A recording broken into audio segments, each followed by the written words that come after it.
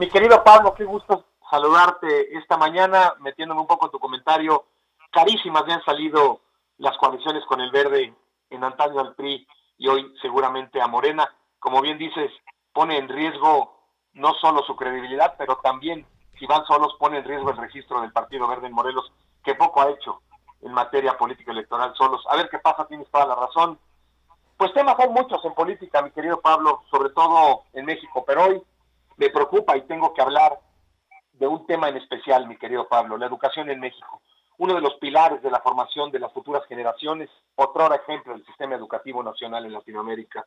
Hoy, y hay que decirlo, le quedó grandísimo a la 4T. Si acaso, dos temas fueron importantes en el sexenio en materia de educación. Uno, el escándalo que se propició con la edición de los nuevos libros de texto. Para nada tenían contextos históricos, sociales, pedagógicos o de enseñanza. Fue más un intento, pero ya decíamos en alguna otra ocasión, de implementar a través del sistema educativo su forma de gobierno y el modelo, según ellos, de transformación política, social, incluso económica en el país. El otro fue la designación de Delfina Gómez como secretaria de Educación sin tener el perfil para hacerlo y mucho menos para llevar la educación siquiera inicial a buen puerto en todo el país. Y hoy, al final del año, a casi un año de que termine el sexenio de Andrés Manuel López Obrador, nos encontramos con que México retrocede en habilidades de lectura, matemáticas y ciencia en la prueba PISA, en el último sexenio en la prueba PISA. A finales de los años 90, los 34 países de la Organización para la Cooperación y el Desarrollo Económico se plantearon crear pruebas que fueran capaces de medir si los chicos de 15 años y 16 estaban preparados para participar en la sociedad. La primera edición se presentó en el año 2000 para medir las competencias matemáticas y lectura, y en el año 2006 se añadieron las pruebas científicas. Son convocados una muestra de los alumnos de entre 15 y 16 años que hayan recibido 6 años de formación al menos.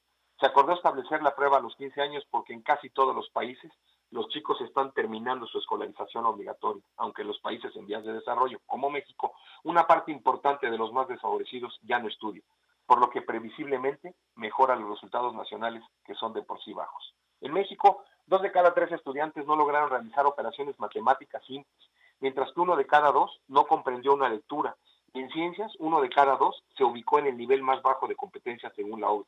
Es un alarmante 50% en cada una de las materias evaluadas. Las cifras que se revelan son alarmantemente impresionantes si pensamos que en México, como potencia global en el futuro, si pensamos que en el futuro de las finanzas en materia mundial tiene que ver fundamentalmente con la educación inicial y tiene que ver fundamentalmente con los cambios de paradigmas en la educación y el desarrollo cognitivo, sobre todo de los jóvenes en el mundo.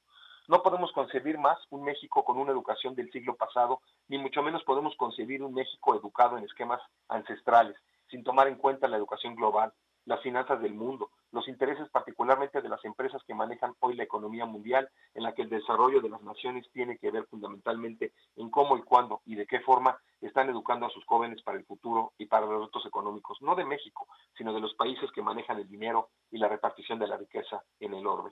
El actual gobierno y su compromiso con la educación pareciera en su lucha por lograr la legitimidad ideológica que el sistema educativo no juega un papel de primer orden en su peso. Es menor que el que jugó hasta mediados del siglo XX, pasando por los procesos de conformación de los estados. Hoy, como todos lo sabemos, los medios de comunicación de masas han pasado a ocupar el sitial preponderante en este sentido. Pero esto no significa que el sistema educativo formal no siga teniendo un peso específico importantísimo en el desarrollo de las naciones y de su entorno, mi querido Pablo. Pero muchos hemos sostenido, quienes hemos tenido la posibilidad de trabajar en temas educativos, que en México tenemos que dar un giro de 360 grados hacia la educación técnico-industrial, hacia la educación de mejores operadores de máquinas, de mejores creadores, inventores del desarrollo social, a partir de la industria y de mejores generaciones preparadas en temas científicos y en temas de desarrollo tecnológico. Es ahí donde verdaderamente impulsaremos el desarrollo industrial, social y económico de México, en un país de por sí globalizado y en un mundo de por sí globalizado.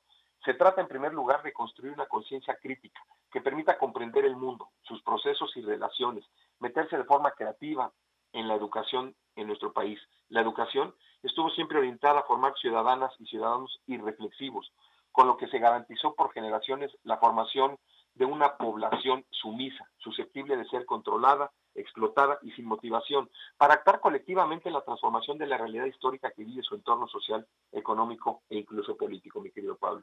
Y esto pasa de a poco, hay que decirlo, en sus inicios por la dependencia del capital económico que significa el gobierno respecto de las oportunidades de desarrollo educativo, respecto incluso de la inversión en materia de educación, en materia de infraestructura educativa. Es desde hace muchos años, es muy común que en México se dé la fusión de grupos, es decir, que en un solo grupo existen más de 40 o 50 alumnos e incluso de grados distintos. Eso vuelve compleja de suyo la tarea del docente y sobre todo pone en duda el óptimo desarrollo cognitivo del pensamiento e incluso el propio desarrollo en el futuro de los educandos. Y en este sentido es cuando deberíamos, sin conceder, reflexionar o preguntarnos si la reforma en materia educativa del sexenio anterior tenía sentido al obligar a los maestros a someterse a la evaluación, una evaluación que le permitiera al sistema educativo nacional tomar decisiones respecto de quienes están frente a grupo y de quienes enseñan todos los días a los alumnos y les dan o les dotan de herramientas precisas para su desarrollo cognitivo, emocional, racional e incluso social. Hoy es cuando debemos de exigir al gobierno, cualquiera que este sea, una reforma educativa integral, aquí sí basada en los sistemas educativos de primer mundo. Hoy las escuelas privadas de primer orden en el país hacen una gran diferencia con las escuelas públicas del sistema educativo nacional. Hoy tenemos que otorgar las mismas oportunidades de educación y desarrollo a los alumnos a lo largo del país, pero basado en esquemas claros y sistemas de competencia, y tal vez habría que regresar al sistema educativo humanista, en donde ponían en el centro del desarrollo educativo a los alumnos, a sus anhelos, a sus sueños y principalmente a sus intereses personales. Menudo reto tendrá mi querido Pablo, quien gobierne México los próximos 6 años, pero el próximo sexenio. Dos temas serán fundamentales para el desarrollo del país.